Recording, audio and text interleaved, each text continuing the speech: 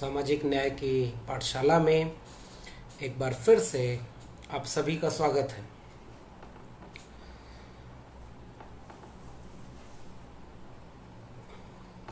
आज इस पाठशाला के 11वें हिस्से में हम लोग सामाजिक न्याय के एक ऐसे पहलू पर बात करने जा रहे हैं जो आमतौर पर बहसों में तो है, लेकिन उस तरह से नहीं है जिस तरह से होना चाहिए, यानी पसमानदा का सवाल। बातचीत शुरू करने से पहले आपसे मैं सवाल पूछूंगा कि आपने पसमानदा शब्द सुना है, और अगर सुना है तो इसका मानी क्या है ये आप जानते हैं? पसमानदा शब्द मुस्लिम कम्युनिटी के पूरे विमर्श में किस अपनी जगह रखता है, उस विमर्श के मानी क्या है, इसको लेकर के आपकी जानकारी कितनी है, इसको एक बार टटोलिएगा। क्या जिस तरह से हम एक पहचान के रूप में हिंदू पहचान देखते हैं, उसी तरह से मुस्लिम के भीतर क्या एक पहचान है? एक पहचान मुस्लिम होना है या उसके भीतर कई तरह की पहचान है? तो पसमानदा सवाल पर आज हम बात करेंगे, और कितना जानते हैं हम अपने ही साथ के, अपने ही आसपास के उन विमर्शों को, उन लोगों को, उन बहसों को जो शायद इस सामाजिक न्याय के साथ साथ पूरे देश को एक बनाने, मजबूत बनाने, यानी जिसे मैं बार बार आइडिया ऑफ इंडिया कह रहा हूं, उस आइडिया ऑफ इंडिया की पूरी बहस के साथ किस तरह से सीधा जुड़ा हुआ है। तो पसमानदा शब्द, इसे आप सोचिए कि आप इसके बारे में कितना जानते हैं, और फिर बात करेंगे पसमानदा के बुनियादी मसलों पर, और उसके बाद एक बड़े आइकॉन। और इस पूरी पाठशाला में जिस एक बात पर मैंने बार बार जोर दिया कि एक नए बनते हुए भारत में, इसके इतिहास लेखन में, इसके विमर्शों में जो ज्यादा स्पेस घेरा गया, उनमें उन लोगों को शामिल कर लिया गया जो शायद उसको डिजर्व नहीं करते थे। उनमें अंतर्विरोध बहुत ज्यादा थे, और इस तरह के लोगों को आम तौर पर बहसों से गायब किया गया, या औपचारिकता निभाने के लिए हम डेमोक्रेटिक दिखें, हम समावेशी दिखें, ऐसा एक भ्रम पैदा करने के लिए उन लोगों को शामिल किया गया। तो उनमें से एक नाम अब्दुल कय्यूम अंसारी पर मैं कुछ बातें आपसे साझा करूंगा।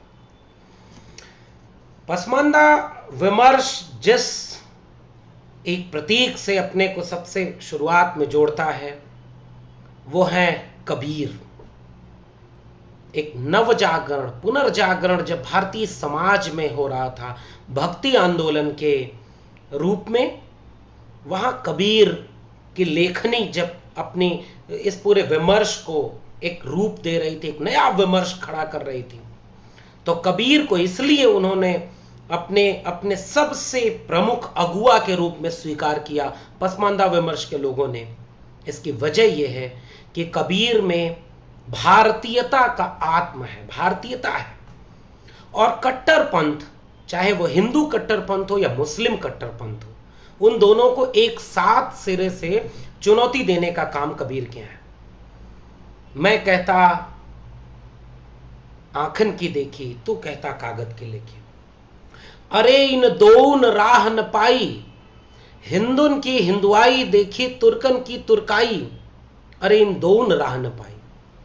तो कबीर के यहां जो एक शुरुआत है, पसमानदा विमर्श लगातार एक सवाल करता है कि हमने बाद में एक खास तरह के धार्मिक कट्टरवाद को एक अलग खांचे में देखा, और दूसरे कट्टरवाद को धर्म की आइडेंटिटी के साथ जोड़ दिया, जबकि पसमानदा विमर्शकारों का सीधा कहना यह है कि हिंदू कट्टरता मुस्लिम कट्टरता के साथ फलती फूलती है। जिस प्रकार हिंदू धर्म में उच्च वर्ण सवर्ण वर्चस्व के लोग अपने सवर्ण होने की आइडेंटिटी को पीछे करके हिंदू आइडेंटिटी के साथ हिंदुओं एक हो जाओ, हिंदू धर्म खतरे में है, इसका नारा देकर के हिंदू सांप्रदायिकता फैलाते हैं, उसी का एक दूसरा पक्ष खड़ा होता है मुस्लिम सांप्रदायिकता का, जिसमें मुसलमानों के भीतर के उच्च वर्ण उच्च वर्ग के लोग जिन्हें अशराफ कहते हैं, वो अपनी पहचान को मुस्लिम पहचान के साथ जोड़ करके कहते हैं मुस्लिम धर्म खतरे में। तो ये दोनों कट्टरताएं, हिंदू और मुस्लिम कट्टरता, दरअसल दोनों तरफ के उच्च वर्ण यानी सवर्णों के हाथ में चलती है और दोनों एक दूसरे को बैलेंस करने के लिए विमर्श खड़ा करते रहते हैं। तो पसमानदा विमर्शकारों ने लगातार इस बात को पूरी शिद्दत से उठाया कि जाति इस पूरे दक्षिण पूर्व एशिया का एक बड़ा विमर्श है। जाति की पहचान को एड्रेस किए बिना आप भीतर के कंट्राडिक्शन पर बात नहीं करेंगे। तो यहां से इस बात की पूरे विमर्श की बुनियाद है जाति। और मेरा जो आज का वक्तव्य है उसमें एक बहुत महत्वपूर्ण उर्दू अदब के पसमानदा सवाल करके एक ब्लॉग है, हमारे तमाम मित्र उससे जुड़े हुए हैं। कुछ चीजें पसमानदा डेमोक्रेसी, लोकतंत्र की पसमानदा आवाजें, मैंने तमाम चीजें वहां से ली हैं। पसमानदा विमर्श के एक बहुत अच्छे विद्वान, विमर्शकार, बुद्धिजीवी और हमारे मित्रों में से एक रहे, ग्लोकल यूनिवर्सिटी में लॉ स्कूल के सीनियर असिस्टेंट प्रोफेसर, समाजशास्त्र पढ़ाते हैं, खालिद अनीस अंसारी। इनके लेखों, इनकी वीडियोस से और तमाम इंटरनेट से मैंने आज की जानकारी जुटाई है। तो इस बातचीत को शुरू करने से पहले फिर से मैं आपसे सवाल पूछूंगा कि पसमानदा शब्द के मानी सच सच सोचिएगा, आप जानते हैं? बेशक आप मुसलमान ना हो, बेशक आप पसमानदा तबके से ना आते हो, लेकिन आपने क्या जानने की कोशिश की? या दूसरा और कठिन सवाल, इस देश के अकादमिक संस्थानों ने, इस देश के ज्ञान के सत्ता प्रतिष्ठानों ने इस विमर्श को आप तक सहजता से उपलब्ध कराया कि पसमानदा क्या होते हैं? क्या मुसलमानों में भी जातियां होती हैं? क्या मुसलमानों में भी दलित, पिछड़े और आदिवासी होते हैं? क्या वो जाति के नाम पर वंचित है, शोषित है? दूसरा सवाल, क्या आप जानते हैं सैयदवाद क्या होता है? जोखिम भरा काम है आज का। सबसे अच्छा तो यह होता कि हम जिस दायरे के बीच आते हैं उस दायरे के लोग उसके भीतर के अंतर विरोधों पर बात करें, क्योंकि दूसरा कोई बात करता है तो फिर वो अंतर विरोधों पर बात न होकर के बात करने वाले की पहचान से बात जुड़ जाती है। लेकिन मैं आज जितनी भी बात करूंगा वो पसमानदा विमर्श के रेफरेंस से बात करूंगा।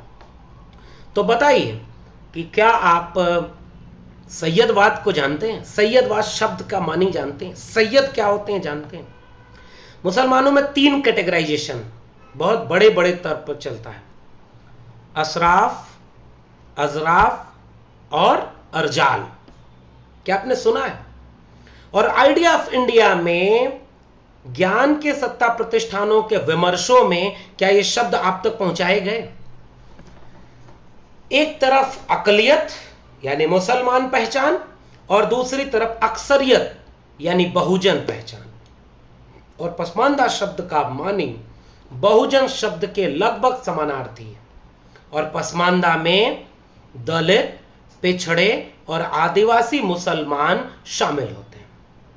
अब आप एक चीज गौर करिए, जैसा कि हमने कहा कि पूरे दक्षिण पूर्व एशिया में किसी भी समाज में सबसे मुख्य विमर्श जाति का विमर्श है, और जाति के बिना इन विमर्शों में कोई और चीज आप जानबूझ करके नजरअंदाज करने के लिए ले आए, यह चीज चल नहीं पाती। जाति सबसे कोर में है। तो पसमानदा विमर्श के लिए खालिद अनीस अंसारी अपने लेख में बताते हैं कि उच्च वर्गीय मुसलमान अशराफ कहलाते हैं, जो या तो अपने उद्भव को पश्चिम एशिया या सेंट्रल एशिया बताते हैं। सैयद, शेख, मुगल, पठान, ये वे जातियां हैं जो उच्च वर्ण यानी अशराफ मुसलमान में आते हैं, या फिर सवर्ण जातियों से धर्म परिवर्तित करके मुसलमान बने हों, जैसे रांगड़ या मुस्लिम राजपूत, तगा या त्यागी मुसलमान, गाढ़े या गौड़ मुसलमान, ये अशराफ में आते हैं। सैयद बिरादरी का दर्जा सबसे ऊपर है और मुसलमानों में वह ब्राह्मणों के समानांतर है, इसलिए इसको सैयदवाद कहते हैं। तो हम जिस पूरे सामाजिक न्याय के विमर्श में जिस एक शब्द को वैचारिकी के तौर पर रखते हैं वो है ब्राह्मणवाद, तो उसी का समानार्थी उस पूरी परंपरा का नाम है सैयदवाद, यानी मुसलमानों के भीतर उच्च वर्ण यानी सवर्ण मुसलमानों का वर्चस्व, और इसको लेकर के पूरा विभाजन दिखता है पूरे मुस्लिम तबके में। शुरुआत में मैं 2 कोटेशन पढ़ूंगा, इस कोटेशन के जरिए भी मैं उम्मीद करूंगा कि कुछ चीजें आप समझेंगे। पहला कोटेशन अब्दुल कय्यूम अंसारी का 19 अक्टूबर 1971 का कोटेशन है, ध्यान से समझिएगा, यहां से बातचीत जुड़ेगी। अगर हमें सांप्रदायिकता का खात्मा करना है तो 2 राष्ट्र के उसूल को दफनाना होगा। आएंगे इस पर विस्तार में बात करेंगे कि जिस शख्स पर हम आज बात करने जा रहे हैं, अब्दुल कय्यूम अंसारी, ये वो शख्स था जो मुस्लिम लीग के विरोध में भारतीयता के साथ खड़ा था। उसने 2 राष्ट्र के सिद्धांत का विरोध किया और सांप्रदायिकता का विरोध किया, और उसने अब्दुल कय्यूम अंसारी ने मुसलमान तबके के भीतर जो नीची जातियों के लोग थे उन लोगों के सवालों को उठाया। तो जिस तरह से हिंदू धर्म में ब्राह्मणवाद का वर्चस्व था और जातिगत श्रेष्ठता, जिसे अंबेडकर के शब्दों में कहें ग्रेडेड इनइक्वालिटी, यानी विभाजन जो था, उसके शिकार जैसे ब्राह्मणवाद के शिकार यहां के दलित पिछड़े आदिवासी रहे, वैसे ही सैयदवाद यानी अपर कास्ट मुस्लिम के शिकार वहां के पसमानदा तबके, जैसे बाद में पसमानदा कहा जा रहा था, नीची जातियों के मुसलमान रहे। तो कय्यूम अंसारी कहते हैं आरएसएस और जनसंघ ने जिन्ना के 2 राष्ट्र के सिद्धांत के परचम को सबसे मजबूती से थाम रखा है। आरएसएस चाहता है कि ये पूरा 2 राष्ट्र का सिद्धांत हिंदू मुस्लिम सांप्रदायिकता बनी रहे, और ये दोनों तरफ के पूरा पसमानदा विमर्श, इवन खालिद अनीस अंसारी लगातार अपने लेखों में एक बात बहुत गंभीरता से कहते हैं कि हिंदू कट्टरता तभी न चल पा रही है जब मुस्लिम कट्टरता है, क्योंकि दोनों तरफ उच्च जाति के नेताओं का कब्जा है। इधर सैयदवादी है, अशराफवादी हैं, और दूसरी तरफ ब्राह्मणवादी हैं। और ब्राह्मणवादी ये कहते हैं हिंदू धर्म खतरे में है, और सैयदवादी कहते हैं इस्लाम खतरे में है। और ये दोनों सांप्रदायिकता ऊपर ऊपर आपस में टकराती है और दोनों तबकों के निचली जातियों के लोगों की हकमारी होती है। अभी इस पर विस्तार में बात करेंगे।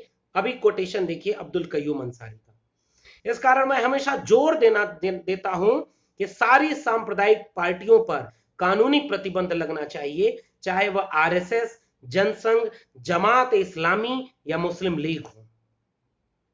मगर मुझे लगता है केवल कानूनी प्रतिबंध से इस समस्या का हल नहीं होगा। इसके लिए राष्ट्रीय स्तर पर प्रतिबंध के साथ साथ एक आंदोलन की जरूरत है, और उस आंदोलन को बाद में 1998 के बाद पसमानदा आंदोलन के नाम से जाना गया। और उस पसमानदा आंदोलन ने नारा चलाया, दलित पिछड़ा एक समान, हिंदू हो या मुसलमान। और आज जो हमारे सामाजिक न्याय का विमर्श है या भारतीयता का आत्म है, आइडिया ऑफ इंडिया है, इसमें इस नारे की अहमियत आप समझिए। सारी सांप्रदायिक बिसात एक पल में किनारे हो जाए अगर इस तरह के नारे सामने आ जाए। यानी जो दलित है, जो पिछड़ा है, जो आदिवासी है, वो धर्म के लिबास में दंगों में शामिल होता है। और इसलिए खालिद अनीस अंसारी अपने लेखों में लगातार एक बात कहते हैं कि दंगों की भी जाति होती है। भारत में दंगों की भी जाति होती है। दंगे करवाने में ऊंची जाति के लोग शामिल होते हैं और दंगे के शिकार होने वालों में नीची जाति के लोग शामिल हैं। पसमानदा मुसलमान है और दूसरी तरफ दलित पिछड़े आदिवासियों को तो हम देख ही रहे। हिंदू धर्म का बचाने का ठेका, राम मंदिर आंदोलन का ठेका सब पिछड़े दलित लिए हुए थे।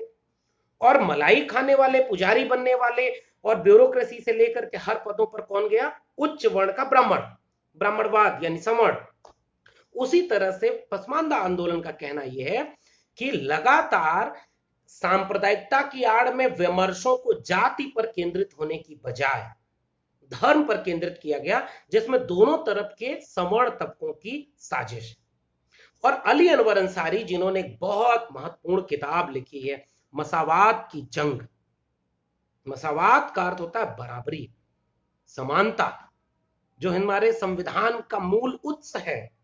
यानी हम जो देश बनाना चाहते हैं वो समानता पर आधारित है। तो मसावात की जंग में अली अनवर अंसारी लिखते हैं, जो उनके कोटेशन को बाद में पसमानदा आवाज फरवरी में 2005 में प्रकाशित किया गया। इसको समझिए, अब वो माकूल समय आ गया है जबकि पसमानदा मुसलमान अपनी पहचान कायम करें। अकलियत के नाम पर पसमानदा मुसलमानों की शनाख्त गुम हो गई। यानी जैसे ही आप मुस्लिम को एक आइडेंटिटी मानते हैं, उस मुस्लिम आइडेंटिटी के भीतर जो जाति के नाम पर अपनी पहचान के नीचे शोषित और दमित है, हकमारी का शिकार है, लैंगिक सवाल है, जाति का सवाल है, यह सिरे से खारिज हो जाता है। तो पसमानदा आंदोलन लगातार इसकी आवाज उठाता है। तो उन्होंने कहा कि अकलियत के नाम पर पसमानदा मुसलमानों की शिनाख्त गुम हो गई है। अकलियत शब्द अब हमें डरावना और छलिया लगने लगा। अकलियत के नाम पर कोई हमें आतंकित करता है तो कोई इसकी आड़ में हमारी हकमारी करता है। सही मायने में हम मुल्क की अक्सरियत यानी बहुजन है। पसमानदा आंदोलन, पसमानदा शब्द का मानी ही बहुजन शब्द से जुड़ता है। तो वो कहते हैं कि सही माने में हम बहुजन हैं। हम पसमानदा दलित मुसलमानों और दूसरे मजहबों के पसमानदा दलित तबकों के बीच दर्द का रिश्ता है। ध्यान से समझिएगा, ये बहुत महत्वपूर्ण टर्म है, दर्द का रिश्ता। और यही दर्द का रिश्ता वंचितों शोषितों की एका के रूप में मुस्लिम तबके के दलित, पिछड़े, आदिवासी जातियों के पायदान पर आने वाले पसमानदा लोगों के सवाल को एड्रेस करता है। और वो ये कहते हैं कि जिस तरह से हिंदू धर्म में दलित, पिछड़े, आदिवासियों की हकमारी की गई, लैंगिक आधार पर विमर्श में उन्हें लैंगिक आधार पर छला गया, क्षेत्रगत आधार पर छला गया, सब इसी तरह से मुस्लिम पहचान के भीतर इन लोगों को भी छला गया। इसलिए हम दोनों का दर्द का रिश्ता है। पसमानदा सवाल दर्द के सवाल से जुड़ता है। उनके और दर्द का रिश्ता सबसे बड़ा रिश्ता होता है। उनके और हमारे मसाइल एक जैसे हैं, इसलिए हमें दूसरे मजहबों के पसमानदा और दलित तबकों से हाथ मिलाना है। और आज पिछले कुछ वर्षों में क्या हुआ कि जब आज के कुछ लेख में पसमानदा विमर्श का पढ़ रहा था, तो मैंने ये देखा कि उस पूरे विमर्श में चिंता जाहिर की गई है कि जैसे ही सांप्रदायिकता के सवाल को बहुत तेजी से उठाया जाता है, एक तरफ आरएसएस खड़ी हो जाती है और हिंदू कट्टरता के नाम पर उधर से जहरीले बयानबाजी होती है, तो दूसरी तरफ मुस्लिम कट्टरता की तरफ से कोई अलग तरह से जहरीला बयान देता है, और फिर पूरी बहस बाइपोलर हो जाती है और जाति का सब मसाइल खत्म हो जाता है। और तब एक कविता पढ़ता हूं, और इस कविता को आप ध्यान से समझिएगा। ये कविता मेरे पास एक डॉक्यूमेंट है, पसमानदा क्रांति अभियान, जो 1 अक्टूबर 2013 से 30 सितंबर 2012 से 2013 तक चला था, जिसका नारा था दलित पिछड़ा एक समान, हिंदू हो या मुसलमान। इस पसमानदा आंदोलन में जो अपना नायक कबीर को मानता है, जो अपना नायक अब्दुल कय्यूम अंसारी को मानता है, मोहम्मद अतीकुर रहमान मंसूरी को मानता है, डॉक्टर एजाज अली को मानता है, अली अनवर अंसारी उसके एक अगले चेहरे होते हैं। एक कविता है शेख पीरन बोरेवाला की, जो तेलुगु शायर थे, और इस कविता को बहुत ध्यान से आप समझिएगा। कसाब पिंजारी लद्दाफ दुदेकुला घोड़े वाला, कसाब पिंजारी लद्दाफ दुदेकुला घोड़े वाला, लकड़े वाला चमड़े वाला और मैं हूं बोरे वाला। एक अनजान मुसलमान, मुसलमानी तवारीख में मेरी कहीं कहीं जगह नहीं, खानदानी मुसलमानों द्वारा अंधेरे में ढकेला हुआ, अपने काम के चलते तिरस्कृत, किंतु फिर भी एक मुसलमान, बोरे वाला मुसलमान, बोरे वाला मुसलमान।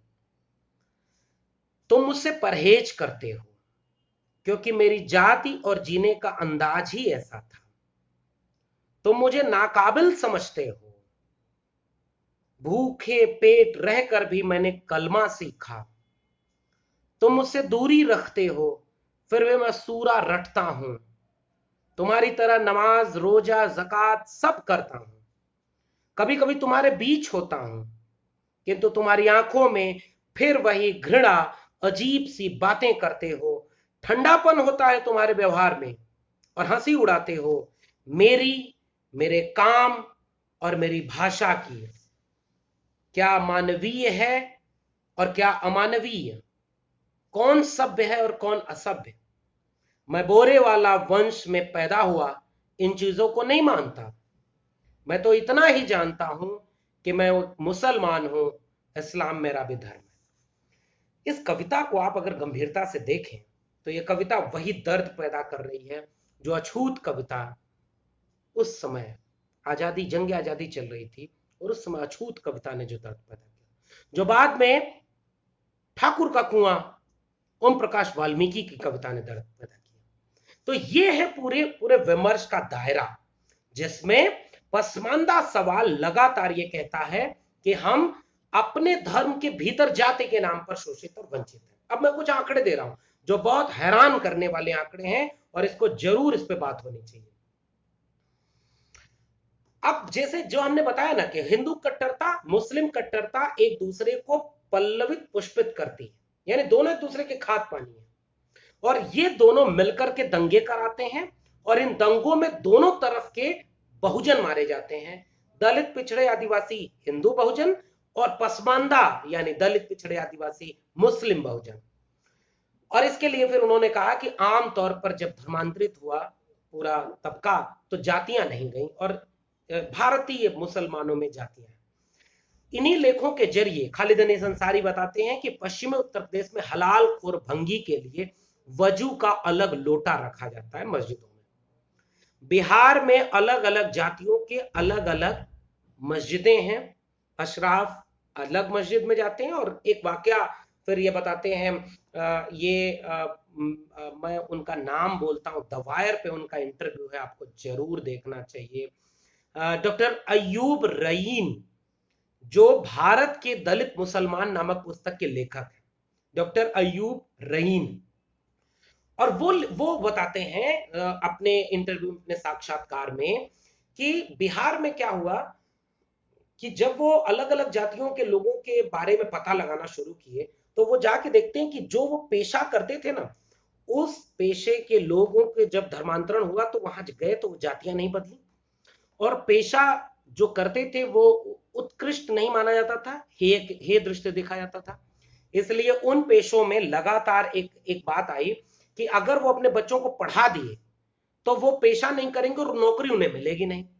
और तब आप सोचिए रंगनाथ मिश्रा कमीशन, सच्चर कमीशन की रिपोर्ट जो सीधे सीधे ये कहता है कि भारत के मुसलमानों की स्थिति तो दलितों से बदतर है, लेकिन पसमानदा विमर्श उसमें एक सवाल करता है कि इन सारे कमीशनों में जाति का सवाल इस शिद्दत से नहीं उठाया गया, वरना ये आंकड़े और आश्चर्यचकित करने वाले होते। यानी वे तबके जो इन जातियों से आते हैं, ये तबके जाति के नाम पर धर्म की पहचान के नीचे दबा दिए गए। तो वो डॉक्टर अयूब बताते हैं कि उन लोगों में शिक्षा नहीं है और तमाम छोटी छोटी जातियां हैं जिनमें ना आज शिक्षा ना रोजगार है, और वो दलितों और आदिवासियों से भी बुरी स्थिति में मुसलमान पहुंचे हुए हैं। लेकिन आप जैसे दंगे के विमर्श में आ जाएंगे तो विमर्श के दोनों तरफ तो समण बैठा हुआ है, तो इस पूरे विमर्श में दोनों तरफ के समण का फायदा होता है, यह पसमानदा विमर्श कहता है। एक आंकड़ा ऐसी पसमानदा क्रांति अभियान के आंकड़े को मैं जिक्र करना चाहूंगा। मरहूम अशफाक हुसैन अंसारी, इन्होंने एक आंकड़ा दिया। वो आंकड़ा ये है कि पहली से 14वीं लोकसभा तक की लिस्ट अगर देखें तो पाएंगे कि तब तक चुने गए सभी 7500 सांसदों में 400 मुसलमान थे। इन 400 में 360 मुसलमान अशराफ थे यानी सवर्ण जाति के थे, और केवल 60 मुसलमान पसमानदा जाति के थे। अगर भारत में मुसलमानों की आबादी कुल आबादी की 13.4% 2001 की जनगणना के अनुसार है, तो अशराफिया आबादी 2.01% है, जो कुल मुस्लिम आबादी की 15% है। ठीक वही आंकड़ा है जो हिंदुओं में सवर्ण तबके का है, 15% सवर्ण, ब्राह्मण क्षत्रिय वैश्य। और बहुजन की आबादी कितनी है? 85%। बिल्कुल यही आंकड़ा मुसलमानों में अशराफ यानी सवर्ण मुसलमान 15% हैं, और जो अरजाल और तीसरे मुसलमान हैं अजराफ और अरजाल यानी दलित और पिछड़े आदिवासी, इनकी आबादी 85% है। तो इनकी नुमाइंदगी, अशराफ की नुमाइंदगी 4.5 यानी अपनी आबादी का दोगुना से भी ज्यादा, और जो बहुजन यानी पसमानदा मुसलमानों की नुमाइंदगी है वो आबादी है 11.4% पूरे देश की, और उनका रिप्रेजेंटेशन 1 से लेकर के 14वीं संसद तक 0.8%। ये है हकमारी जो जाति के नाम पर इस पूरे तबके की है। और इसको आप समझिए, सांप्रदायिकता के विमर्श में जाति का सवाल हमेशा खारिज किया जाता है, और इसमें दोनों तरफ के अपरकाश शामिल है। सैयदवादी मुसलमान तबके की नुमाइंदगी करते हैं, ये आगे आंकड़े देते हैं। एक आंकड़ा बड़ा दिलचस्प और जिससे ये बात समझ में आएगी। ये लोग करते क्या है कि लगातार बाबरी मस्जिद, उर्दू, अलीगढ़ मुस्लिम विश्वविद्यालय, पर्सनल लॉ जैसे इमोशनल मुद्दों को उठाते हैं। दोनों तरफ के अपर कास्ट अशराफ और उधर संघ भी इसी पर हमला करता है वो लगातार, और फिर वो कहते हैं कि इन मुद्दों पर गोलबंद करें। मुसलमानों की अगड़ी बिरादरियां और उनके दबदबे में चलने वाले संगठन Jamaat Ulema Hind, Jamaat Islami, all India personal law board, Muslim Majlis Mushawarat, popular front of India. और ये पूरा डॉक्यूमेंट ये लगातार इसमें आंकड़े देते हैं। ये आंकड़े मैं जिससे जिक्र कर रहा हूं पसमानदा क्रांति अभियान का, और इस पसमानदा क्रांति अभियान का दावा ये है कि इन्होंने पूरा विमर्श जो मुसलमानों का विमर्श खड़ा किया वो उच्च जाति के मुसलमानों का, सैयदवादियों का विमर्श, और इसलिए इसका विरोध करते हैं। अब एक दिलचस्प आंकड़ा, जातियां कैसे हैं, और ये लगातार ये जो विमर्श अल्पसंख्यक बनाम बहुसंख्यक का खड़ा करते हैं, ये विमर्श बहुत छद्म विमर्श है और लगातार दोनों तरफ के रेडिकल विमर्शों के साथ खड़ा होता है। एक तरफ ब्राह्मणवाद, दूसरी तरफ सैयदवाद। सैयदवाद पर हम नहीं बोलते, और हमसे ये कहा जाता है कि आज तो सारा मुसलमान संकट में है। ये ठीक बात है। हमें इस देश में आज मुसलमानों को टोपी देख करके, दाढ़ी देख करके लिंचिंग हो रही है। तो अनीस अंसारी ने अपने लेख में एक आंकड़ा दिया है, वो आंकड़ा आज से आपको मैं साझा करना चाहता हूं। खालिद अनीस अंसारी बताते हैं कश्मीर जहां पर हिंसा फौरी तौर पे जिंदगी बन गई है, वहां KMHA सिकंदर डेब्यू ओपिनियन में एक आर्टिकल लिखते हैं 2018-19 में कि सैयद तबके के मुसलमान ब्यूरोक्रेसी और सभी इस्लामिक संगठनों पर कब्जा किए हुए, ऊंची जाति के मुसलमान, और सैयद और खुजात वहां के कश्मीरी मुसलमान तबके में उच्च वर्ण के लोगों को कहा जाता है। इन लोगों ने वहां के इस्लामिक संगठनों और ब्यूरोक्रेसी में कब्जा किया हुआ है, लेकिन जितने भी हिंसा हुई उसमें इनके लोगों की जान बहुत कम गई है, वो आंकड़े भी देते हैं। यूनाइटेड जिहाद काउंसिल और हुर्रियत कॉन्फ्रेंस, इन दोनों को सैयद लोग चलाते हैं जिनके बच्चे विदेशों में पढ़ते हैं, और इस पूरे सांप्रदायिक आग में कुर्बानी देता है पसमानदा। फिर खालिद अनीस अंसारी अपने लेख में बताते हैं कि लिंचिंग भी जिसकी हुई वो सारी पसमानदा है। नजीब, पहलू खान, अखलाक और इस तरह के 300 आंकड़े खालिद अनीस अंसारी अपने लेख में देते हैं और कहते हैं इसमें से कोई अशराफ मुसलमान नहीं। मैं उनके लेख के जरिए ये बात कह रहा हूं। मुजफ्फरनगर, मेरठ से लेकर के अहमदाबाद तक में जहां जहां लिंचिंग हुई मुसलमानों की, वो पसमानदा जाति के थे, और इससे वो दावा करते हैं कि दंगों की भी एक जाति होती है। हिंदू सांप्रदायिकता असल वजह मुस्लिम सांप्रदायिकता है। दंगों में जाति की पहचान मिटा करके हम जब हिंदू मुस्लिम कर देते हैं तो उसमें यह बहस खो जाती है। जैसे RSS के हिंदूवादी, हिंदू खतरे में है तो बचाने कौन सबसे ज्यादा जाता है, कांवड़ लेके कौन जाता है, और कौन इस पूरे हिंदू संघी आरएसएस विमर्श का फायदा उठा रहा है, वो उच्च वर्ण के लोग हैं। और जान कौन देता है? पिछड़ा तबका, दलित तबका। उसी तरह से पसमानदा मूवमेंट कहता है कि यहां पूरा जो सांप्रदायिक तनाव पैदा किया जाता है वो अशराफ तबके के द्वारा होता है, सैयदवादियों के द्वारा होता है, और हक हुकूक की हिस्सेदारी सबसे छीनी जा रही है पसमानदा की, यानी बहुजन तबके की। और तब ये बात मैं पूरे दावे से कर रहा हूं, दोनों तरफ ये चीजें। और यह है वंचित शोषित के एकाल। हम सामाजिक न्याय पर बात करने वाले लोग जब मुस्लिम पसमानदा के सवाल पर नहीं बोलेंगे तो फिर किस बात का हमारा सामाजिक न्याय? यही सवाल, दर्द का रिश्ता जो पसमानदा आंदोलन के लोगों को समझिए, दर्द का रिश्ता, और वो रिश्ता हम जोड़ नहीं पा रहे।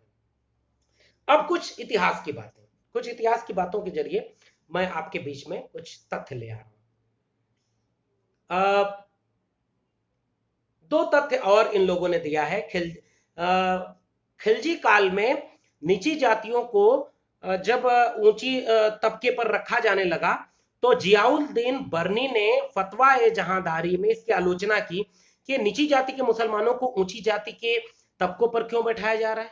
फतवा ए जहांदारी, जियाउद्दीन बर्नी।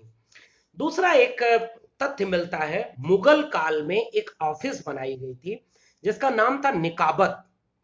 निकाबत ऑफिस का काम यह था कि वो जेनेटिक ओरिजिन टेस्ट करती थी, और वो मुगल काल में ये टेस्ट करती थी कि जो लोग सरकारी ओहदों पर बिठाए जाने वाले हैं उनकी जो जेनेटिकली ओरिजिन है वो सैयदवादी है या नहीं, अपर कास्ट है या नहीं।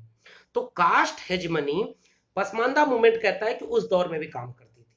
और इसी तरह से पसमानदा आंदोलन विमर्श करने वाले लोगों का यह कहना है कि जितना भी पार्टीशन के पहले 60% लोग जो ब्यूरोक्रेसी में शामिल थे वो मुसलमान थे, और उन 60% लोगों में 55% लोग उच्च वर्ण के मुसलमान थे, और 5% के आसपास जो नीची जातियों के मुसलमान थे वो थे।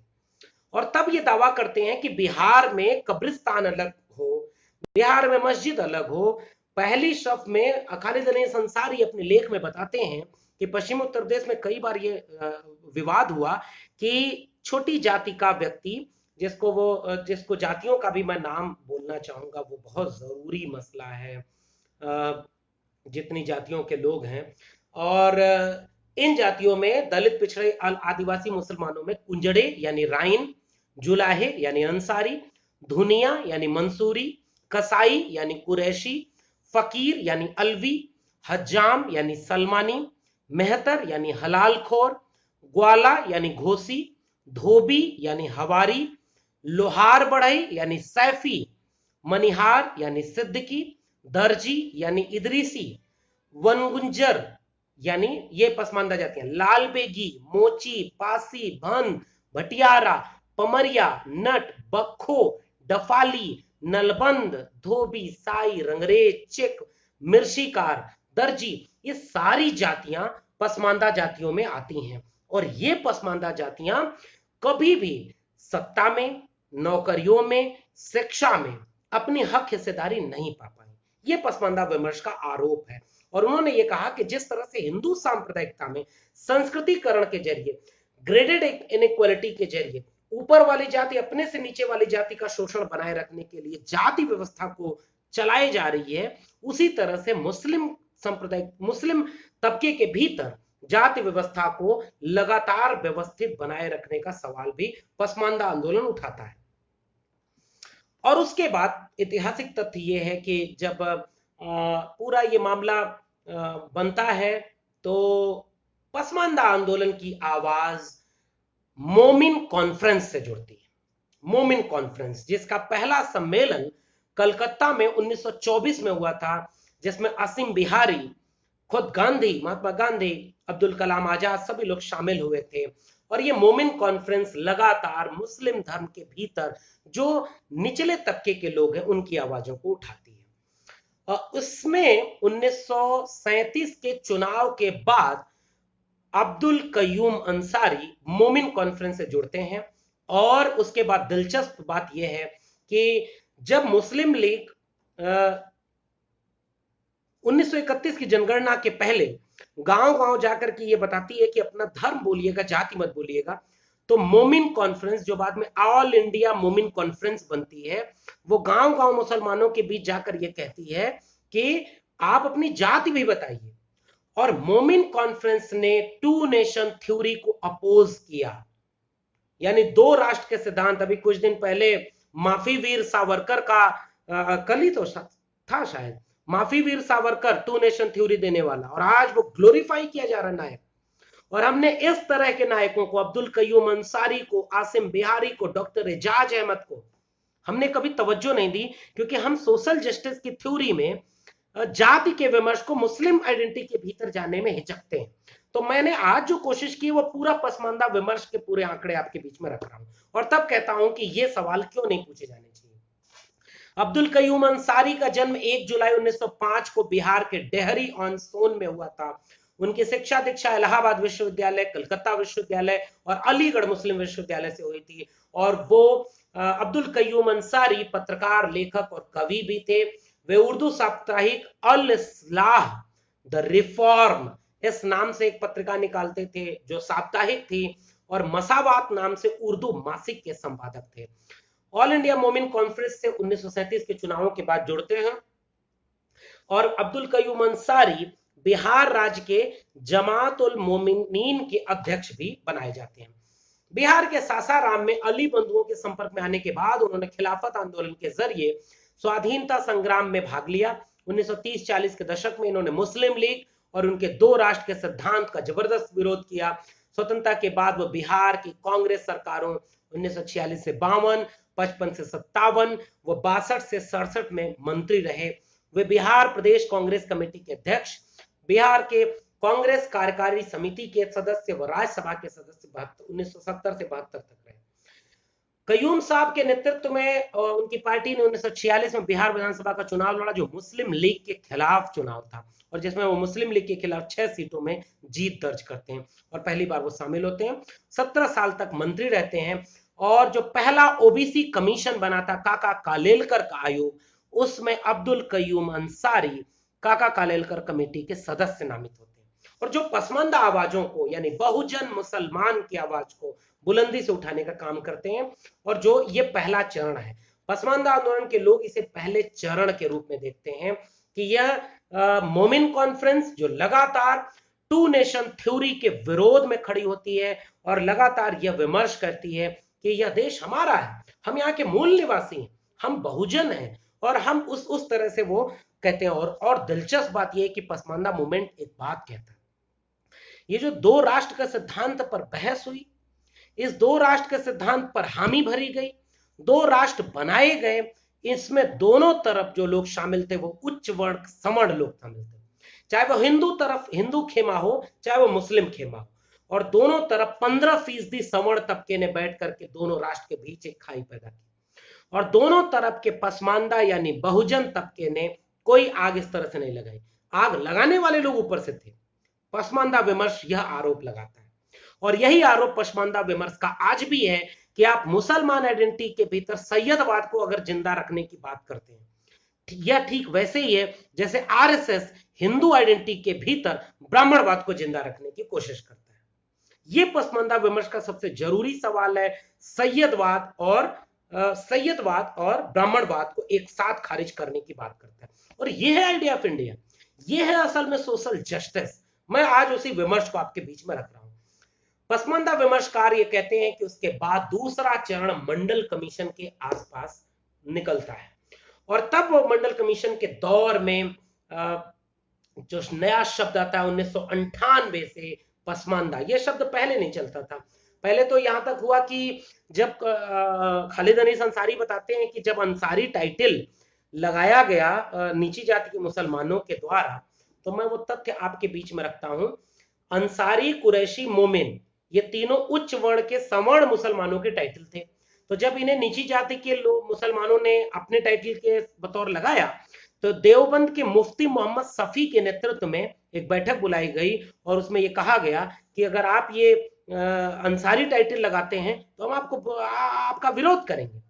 तो उसके बाद पसमानदा आंदोलन के लोगों ने कहा कि जो सबसे अच्छा आपका टाइटल है, सबसे ऊंचा टाइटल है मोमिन, हम उसे भी लगाएंगे। तो ये एक इंटरनल क्लैश था, जो जाति केंद्रित था। मुझे लगता है कि आज इस पे बात होनी चाहिए। तो दूसरा चरण शुरू होता है मंडल कमीशन, मंडल आंदोलन के बाद जो पसमानदा आंदोलन का पूरा विमर्श खड़ा होता है, और उसमें पसमानदा शब्द को फारसी का शब्द बताया जाता है, यानी इसका अर्थ है बहुजन, यानी दलित, पिछड़ा, मुस्लिम। जो शूद्र, अतिशूद्र, ओबीसी मुसलमान है, उन्हें पसमानदा शब्द से तारुफ कराया जाता है। पीपल्स ऑफ इंडिया प्रोजेक्ट के आंकड़े के मुताबिक 705 पेशे हैं जो मुसलमान आइडेंटिटी के भीतर लोग अपने पेशों को करते हैं, जिनमें 15 से 20 जातियां अशराफ हैं। यानी 705 जातियों में 15 से 20 जातियां अशराफ हैं, सवर्ण जातियां हैं, और जिनकी सभी प्रकार के मुस्लिम संस्थाओं और मुस्लिम हिस्सेदारियों पर कब्जा है। और अनीस अहमद अंसारी लिखते हैं कि तुष्टीकरण भारत में मुसलमानों का हुआ है, यह सच बात है, लेकिन यह तुष्टीकरण अशराफ मुसलमानों का हुआ है। अरजाल और अशराफ, अरजाल, और तीसरा देखिए मैं नाम तो भूल जा रहा हूं, ये हम लोगों की सीमा है, ये हम लोगों की दिक्कत है कि हम जानते थे कि नहीं। अशराफ के बाद अजराफ और अरजाल। अजराल कौन है? अजराफ ओबीसी, अरजाल दलित। तो ये जो अजराफ और अरजाल है, इनका तुष्टीकरण भारत में नहीं हुआ, ये आरोप ये लगाते हैं।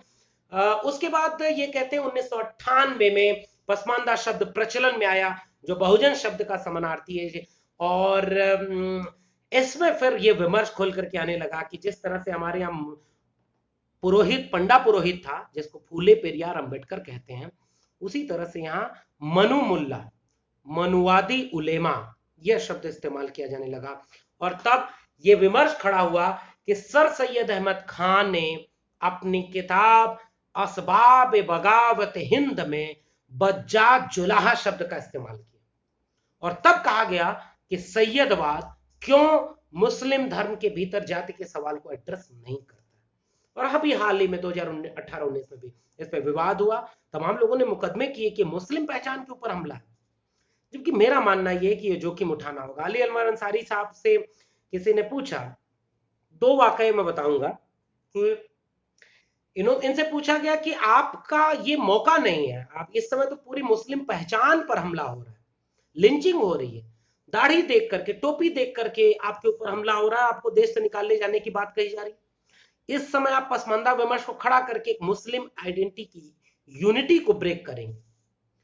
तो इन्होंने एक टर्म दिया कि मजलूमों के लिए कभी कोई वक्त अच्छा, पॉजिटिव या निगेटिव नहीं होता, जो गुलाम है उनके लिए हर वक्त अपनी गुलामी की जंजीर तोड़ने का होता है, और उन्हें हर वक्त अपनी गुलामी की जंजीरों को तोड़ना है।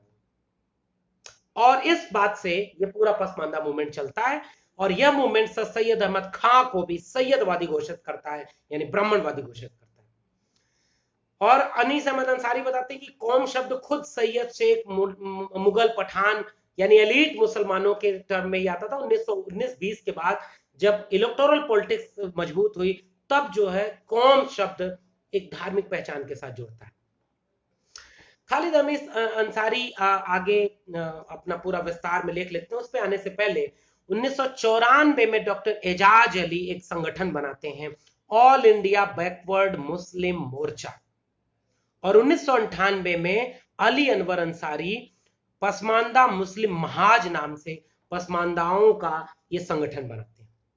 और 2001 में अली अनवर अंसारी की वो बहुत बहुत महत्वपूर्ण, बहुत चर्चित किताब आती है, मसावात की जंग, 2001 में, और जिसका सब टाइटल है पसे मंजर, बिहार के पसमानदा मुसलमान।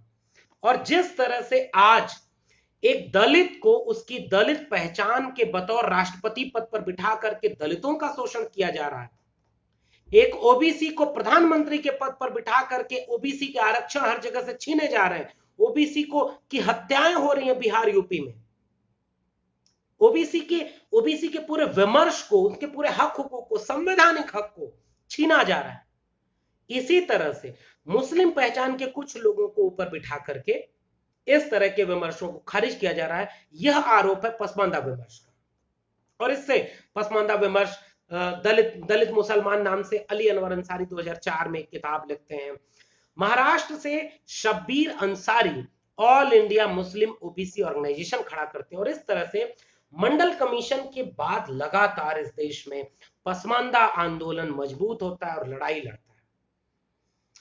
मसूद आलम फलाही जो 2007 में हिंदुस्तान में जात पात और मुसलमान नाम से बहुत महत्वपूर्ण बात लिखते हैं, मध्यकाल से ही नीची जातियों में के मुसलमानों के साथ भेदभाव होता आ रहा है और उन्हें सत्ता में भागीदारी से वंचित किया जा रहा है।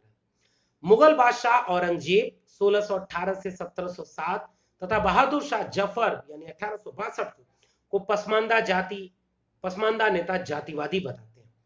वे यह भी कहते हैं कि आधुनिक भारत के प्रतिष्ठित मुस्लिम नेता जैसे अलीगढ़ मुस्लिम विश्वविद्यालय के संस्थापक सर सैयद अहमद खां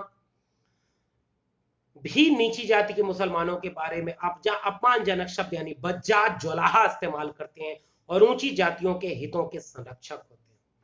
तो ये जो सेंसिटाइजेशन है, ये जो हिंदू सांप्रदायिकता है, यह मुस्लिम सांप्रदायिकता के साथ मिलकर के कैसा गठजोड़ बनाती है और दोनों तरफ ऐसे लोगों के हाथ में नेतृत्व होता है जो दोनों तरफ के जाति के सवाल उठाने वालों को एक ही दृष्टि देखते हैं। जैसे ही आप जाति का सवाल उठाइए, पूरा आरएसएस, पूरा बीजेपी ये कहेगा कि आप भारतीयता के खिलाफ हैं, आप हिंदू आइडेंटिटी के खिलाफ काम कर रहे हैं, सब गर्व से कौम हिंदू है, ओबीसी दलित सब हिंदू है।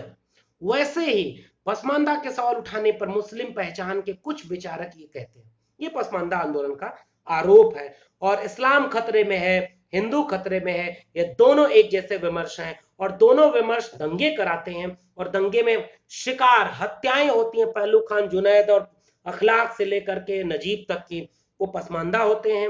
ऊना सहारनपुर में दलित मारे जाते हैं, ओबीसी मारे जाते हैं मंदिर आंदोलन में, दंगों में, और ब्यूरोक्रेसी, मीडिया, जुडिशियरी और प्राइवेट और गवर्नमेंट जॉब, इन सब में ये पसमानदा और बहुजन लोगों की हिस्सेदारी छूट जाती है।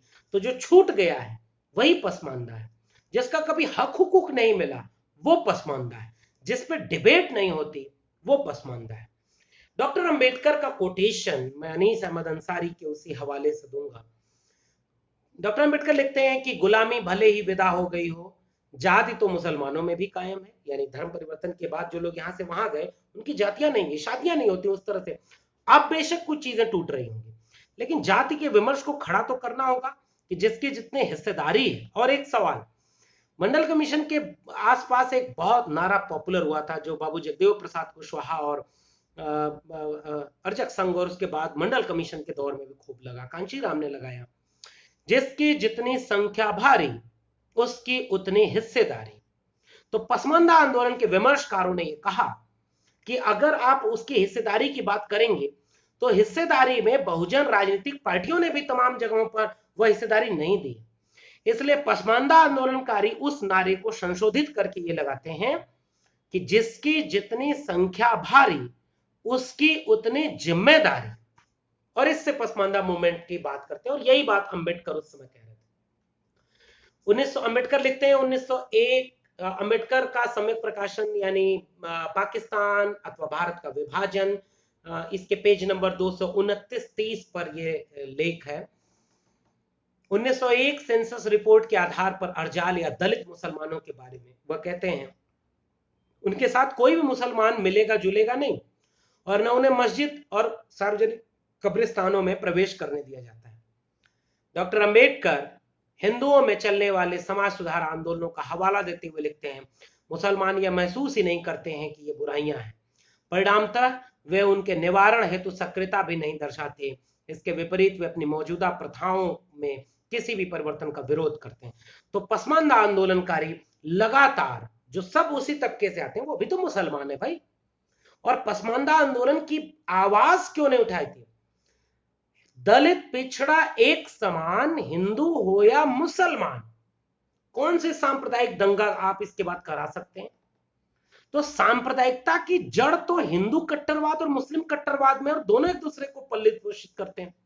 तो पसमानदा विमर्शकारों ने कहा कि दलित पिछड़ा एक समान, हिंदू हो या मुसलमान, यह है असली सोशल जस्टिस।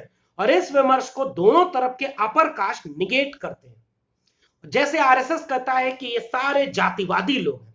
हम लोग सोशल जस्टिस की बात करते हुए जातिवादी कहे जाते हैं ना, कैंपस से लेकर के जुडिशरी से लेकर के मीडिया तक में सोशल जस्टिस के हर पार्टी जातिवादी पार्टी है। जाति पर बहस करने वाले सारे लोग जातिवादी हैं और जाति के नाम पर सदियों से हक हुकूक की हिस्सेदारी और लूट करने वाले लिबरल हो जाते हैं। तो ये डिबेट पसमानदा का आरोप है कि मुसलमानों में भी है। सैयदवादी लोग नहीं चाहते कि मुसलमानों के भीतर की जाति के अंतर विरोधों पर बात हो, इसलिए ये इस बात को बहुत बहुत बारीकी से उठाते हैं कि पसमानदा विमर्श को क्यों हमें बहस में लाना बहुत जरूरी है। उसके बाद डॉक्टर राम मनोहर लोहिया का एक कोटेशन है, भारत के राजनीतिकों ने अब तक देश के सचमुच पीड़ित अल्पसंख्यक यानी हिंदू और मुस्लिमों की अनगिनत पिछड़ी जातियों के हितों की रक्षा करने की चिंता नहीं की। उन्होंने शक्तिशालियों का अल्पसंख्यक के नाम पर हित साधन किया, जैसे पारसी, क्रिस्तान, मुसलमान और हिंदुओं में ऊंची जाति वालों का। Doctor Ram Manohar Lohia, guilty man of India's partition, 2000, page number 47। तो जो एका बनाना चाहते थे doctor Ram Manohar Lohia, doctor Bhimrao Ambedkar, EV Ramaswamy Periyar, इसलिए आप देखेंगे पसमानदा आंदोलनकारी कबीर, फूले और पेरियार को अपना नायक मानते हैं। पसमानदा आंदोलनकारी कर्पूरी ठाकुर को अपना नायक मानते हैं और वो कहते हैं कि बिहार में उन्होंने मुसलमानों को जगह दी। पसमानदा आंदोलनकारी कांशीराम को बहुजन आइडेंटिटी में एकजुट करने की वजह से, कांशीराम का एक जिक्र खालिद अनीस अंसारी के लेख में मिलता है कि वो कहते हैं कि हमने 50 मुसलमान नेताओं से मुलाकात की, 50 में देखा हमने सारे अपर कास्ट मुसलमान और मुसलमानों में भी जातियां हैं। और उन्होंने कहा जिस तरह से सिखों में जातियां हैं और सिखों में कहा गया सिख समाज खत्री और मजहबी में बटा है, ईसाई समाज सीरियन, सारस्वत और दलित ईसाई में बटा हुआ है, वैसे ही मुसलमान अशराफ, अजलाफ और अर्जाल में बटा हुआ है। तो इसलिए पसमानदा विमर्शकारी फूले, अंबेडकर, पेरियार को अपना मानते हैं, कर्पूरी ठाकुर को मानते हैं। और मंडल कमीशन आने के बाद जब इस तरह के ओबीसी मुसलमानों को मंडल कमीशन में आरक्षण मिला तो पसमानदा मूवमेंट मजबूत हुआ। इसीलिए ओबीसी आंदोलन, ओबीसी आवाज, मंडल कमीशन, इनको भारत का सवर्ण वर्चस्व वाला सत्ता प्रतिष्ठान, एकेडमिया, ज्ञान के सत्ता प्रतिष्ठान और मीडिया, इन्होंने कभी एक्सेप्ट ही नहीं किया। तो इस तरह से मंडल कमीशन एक बहुत बड़ा पड़ाव है इस पूरे पसमानदा मूवमेंट में। लेकिन पसमानदा विमर्शकारी आज भी कहते हैं कि सांप्रदायिकता के नाम पर जो भी विमर्श है यह हमारे मजहबी सवाल के चलते हमारी हक हुकूक हिस्सेदारी। पसमानदा विमर्श के लोग सवाल पूछते हैं कि नौकरियों में कितनी हिस्सेदारी है। सच्चर कमीशन, रंगनाथ मिश्रा कमीशन में जब वो कहा जा रहा है कि दलितों से भी गई गुजरी हालत है मुसलमानों की, तो इन लोगों का कहना है कि जातियों की जनगणना क्यों नहीं होती और यह तय किया जाए कि किन किन जातियों के लोग मुसलमानों में भी ऐसे हैं जो हक हुकूक से वंचित हैं। और 85% बहुजन पसमानदा मुसलमानों के हक हुकूक की हकमारी 15% अशराफ यानी सवर्ण मुसलमान वैसे ही कर रहे हैं जैसे 85% दलित, पिछड़े, आदिवासी, सो कॉल्ड हिंदुओं की हकमारी को 15% ब्राह्मण, क्षत्रिय, वैश्य, अपर कास्ट हिंदू कर रहे हैं। यह है सोशल जस्टिस। और इस पूरे डिबेट में जेंडर डिस्कोर्स गायब रहता है। पसमानदा विमर्शकार लगातार जेंडर डिस्कोर्स को इंटर करते हैं और तब वो कहते हैं कि नियो लिबरल पॉलिसीज में कारपोरेट, जो नियो लिबरल कॉर्पोरेट पूंजी है, जो नई सांप्रदायिक, जो नया औपनिवेशिक तंत्र टूल आया है पूंजी का, इस पूंजी ने दलित, पिछड़े मुसलमानों के व्यवसायों को चौपट कर दिया। एजुकेशन मिली नहीं तो ये जमीन से मुसलमान वंचित हैं, इनके पास लैंड नहीं है, इनके पास नौकरियों में हिस्सेदारी नहीं क्योंकि एजुकेशन नहीं, इनके पेशे इनके ऊपर लगाए गए थे, पेशा तो गया नहीं, यहां से गए वहां तो पेशा वही रहा। तो इस तरह से सत्ता, संसाधन और हिस्सेदारी के सवालों से पसमानदा मुसलमान बिल्कुल वंचित है। और इस विमर्श को ये कह रहे हैं कि ये मेन स्ट्रीम विमर्श होना चाहिए।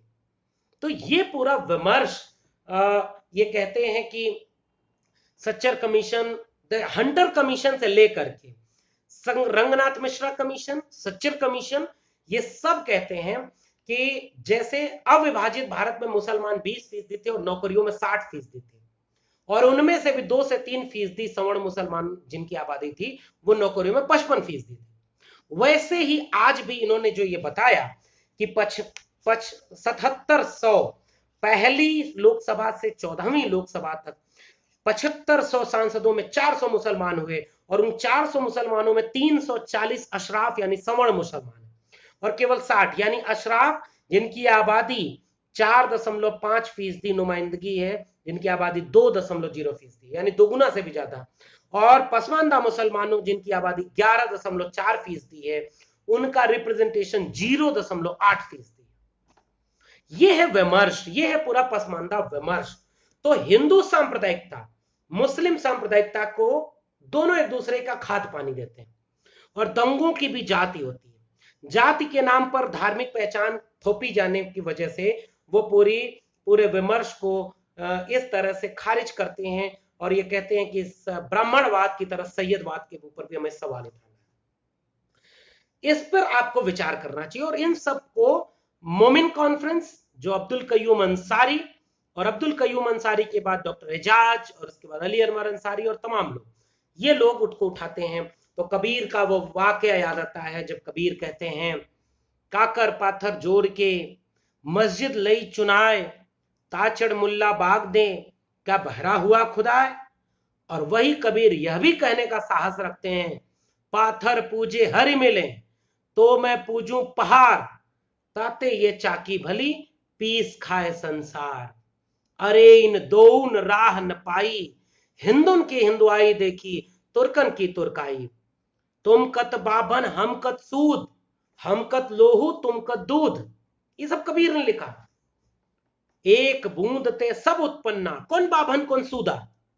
तो पूरे विमर्श को खारिज किया जाता है। और एकेडमिया में आज भी अपर कास्ट के लोग बैठे हैं, तो जैसे ही आप इस पर बात करेंगे तो वैसे ही कहा जाएगा हिंदू धर्म खतरे में है, तो पसमानदा सवाल को उठाएंगे तो कहा जाएगा मुसलमान खतरे में है। यहां एक सूत्र बहुत महत्वपूर्ण मिलता है, वो सूत्र ये है दर्द के रिश्ते का सूत्र। मसावात की जंग यानी बराबरी की जंग में दर्द का रिश्ता काम आएगा, और वो दर्द का रिश्ता हिंदू पहचान, कोट एंड कोट हिंदू पहचान के दलित, पिछड़े, आदिवासियों का मुस्लिम पहचान के भीतर दमे दलित, पिछड़े, आदिवासी यानी पसमानदा का दर्द का रिश्ता। यह है असली बहुजन एकता। और इस बहुजन एकता में सैयदवाद, ब्राह्मणवाद दोनों से लड़ाई होगी, पितृसत्ता से लड़ाई होगी, और तब हम एक बराबरी का समाज बनाएंगे। हमारे एक मित्र हैं लेनिन मुदैदी, मैं उनकी कविता पढ़ना चाहूंगा और यहीं से अपनी बात खत्म करूंगा। लेनिन कविता लिखते हैं, एक दिन पसमानदा समाज का सबसे मामूली आदमी अशराफ बुद्धिजीवियों से जिरह करेगा। एक दिन पसमानदा समाज का सबसे मामूली आदमी अशराफ बुद्धिजीवियों से जिरह करेगा। उनसे पूछा जाएगा कि उन्होंने क्या किया जब उनका रोजगार नष्ट हो रहा था। उनसे पूछा जाएगा कि उन्होंने क्या किया जब उनका रोजगार नष्ट हो रहा था, जब वह अमानवीय स्थिति में जी रहे थे। कोई नहीं पूछेगा उनसे मुस्लिम एकता के बारे में, उनके द्वारा घोषित इस्लाम के खतरे के बारे में। कोई नहीं पूछेगा उनसे मुस्लिम एकता के बारे में, उनके द्वारा घोषित इस्लाम के खतरे के बारे में। कोई नहीं जानना चाहेगा कि कैसे उन्होंने अपनी माशूकाओं के बालों, होठों, गालों पे गजलें, कहानियां लिखी। इस कविता को रोक करके एक बात का जिक्र मैं जरूर करना चाहूंगा। इस जज्बाती पॉलिटिक्स में हुआ क्या कि जिसे मुस्लिम पहचान बना करके सेलिब्रेट किया गया, उसमें पसमानदा, कामगार, श्रमजीवी मुसलमानों के लोकगीत, लोक परंपरा और भाषा को तवज्जो ही नहीं दी गई। मुख्य धारा के मुस्लिम संस्कृति में कव्वाली, गजल, दास्तान गोई, कुरान के ऊपर अकली कसरत का तो शुमार होगा, लेकिन बक्खों के गीत, बक्को एक जाति है जो गीत गाते हैं, उत्सवों में गीत गाते हैं, उनके गीत कहां है मुस्लिम पूरे लिटरेचर में? जुलाहों के करघे कहां है? मीर शिकार के किस्से और नटों के आल्हा का जिक्र कहां है? और तब वो कहते हैं कि मुस्लिम लीडरान और मशहूर हस्तियों में अशराफ तबके के तमाम लोग हैं, अब्दुल कलाम आजाद, सर सैयद अहमद खान, मोहम्मद अली जिन्ना, अल्लामा इकबाल का जिक्र तो मिलेगा, लेकिन अब्दुल कयूम अंसारी, वीर अब्दुल हमीद इदरसी, मौलाना अतीकुर रहमान आरवी मंसूरी, आसिम बिहारी, अब्दुल मानिक दानापुरी रायनी, इनको जगह ही नहीं मिले। ये लोग कभी लिटरेचर में ही नहीं आए, और तब वो कहेंगे कि हमारे लिए कौन है। और तब लेनिन की एक कविता देखिए, कोई नहीं जानना चाहेगा कि कैसे उन्होंने अपनी माशुकाओं के बालों, होठों, गालों पे गजलें, कहानियां लिखी। पूछा जाएगा उनसे कि उनकी गजलों, कहानियों में पसमानदा का दर्द कहां है। उनसे कुछ नहीं पूछा जाएगा उनके वाहियात स्पष्टीकरण के बारे में, जो सफेद झूठ के अतिरिक्त कुछ नहीं होता। सबसे मामूली लोग आएंगे, वे जिनके लिए तुमने कहीं जगह नहीं छोड़ी। लेनिन लेनिन मौदूदी, ये इनका नाम है, लेनिन मौदूदी। और इनका तमाम लेख आपको मिलेगा, और आपको इनका ब्लॉग, ये इन लोगों का है, पसमानदा डेमोक्रेसी, लोकतंत्र की पसमानदा आवाजें, वो पढ़ना चाहिए। तो मैं शुक्रिया अदा करूंगा खालिद अनीस अंसारी का, जिनके तमाम लेखों, वीडियोस से मैंने तमाम चीजें जुटाई। पसमानदा क्रांति अभियान का जिक्र जो हुआ है, और जाते जाते कबीर का वही पद जिसको पसमानदा आंदोलन के लोग अपना नायक मानते हैं। फूले अंबेडकर पेरियार की लड़ाई, और डॉक्टर अंबेडकर भीमराव, डॉक्टर राम मनोहर लोहिया कांशीराम के सपनों का भारत अगर बनाना है, तो असल मानी में बहुजन एकता बनाइए, जो दर्द के रिश्ते की एका होगी, जो पसमानदा बहुजन और दलित, पिछड़ा, आदिवासी बहुजन की एका होगी। और तब आप एक मुकम्मल विमर्श खड़ा करेंगे। संतों, ये जग बोराना, और इस पूरे विमर्श में कबीर से लेकर के कांशीराम और अली अनवर अंसारी तक का जिक्र होगा। मसावात की जंग है ये, यानी बराबरी की जंग, और बराबरी की जंग यानी संविधान लागू करने की जंग, और संविधान यानी आइडिया ऑफ इंडिया को एक कंप्लीट करने का ये तरीका है। तो ये कुछ बातें मैंने कही आपसे, और बहुत बहुत शुक्रिया आप लोग इस पूरी पाठ, और पसमानदा विमर्श पर और सारी बातें आपको लिखनी पढ़नी और खोजनी चाहिए। अब्दुल कयूम अंसारी के बारे में जरूर पढ़िएगा, डॉक्टर एजाज अली के बारे में जरूर पढ़िएगा, मोहम्मद अतीकुर रहमान मंसूरी के बारे में पढ़िएगा, अली अनवर की किताब मसावात की जंग जरूर पढ़िएगा, और सोचिएगा कि आप कितने एकांगी हैं, आपका विमर्श कितना एकांगी है। ब्राह्मणवाद, सैयदवाद, मनुवाद, मनु मुल्ला, और आरएसएस, और दूसरी तरफ अशराफ मुसलमानों के कट्टर संगठन। तो लड़ाई एक मुकम्मल मुल्क बनाने की लड़ाई है, मसावात की जंग है, और इस जंग में हम शामिल हैं। तमाम जोखिम उठा करके भी कुछ बातें कहनी पड़ेंगी। और वो वाकया आता है, पाकिस्तान के एक बड़े मशहूर शायर थे हबीब जालिब। हबीब जालिब एक बार मंच पर शेर पढ़ रहे थे, और वो हबीब जालिब जिन्होंने कहा, दीप जिसका महल्लात ही में जले, चंद लोगों की खुशियों को लेकर पले, वो जो साए में हर मसलहत के पले, ऐसे दस्तूर को, सुबह बेनूर को मैं नहीं मानता, मैं नहीं जानता। सदारत कोई बड़े साहब कर रहे थे, उन्होंने कहा कि हबीब, ये मौका नहीं था यह बात कहने का। हबीब जालिब ने कहा, मैं मौका परस्त नहीं हूं। तो पसमानदा आवाज की आवाज उठाना, पसमानदा विमर्श की आवाज उठाना मौका देख के नहीं होगा। बहुजन की लड़ाई, जाति का विमर्श, सामाजिक न्याय की लड़ाई, मौका परस्ती की लड़ाई नहीं है। वंचितों, शोषितों के लिए कोई मौका अलग से नहीं होगा। हर वक्त उन्हें अपने वंचित, शोषण के खिलाफ लड़ाई लड़नी होगी। बहुत बहुत शुक्रिया। फिर मिलेंगे हम लोग सामाजिक न्याय की पाठशाला में।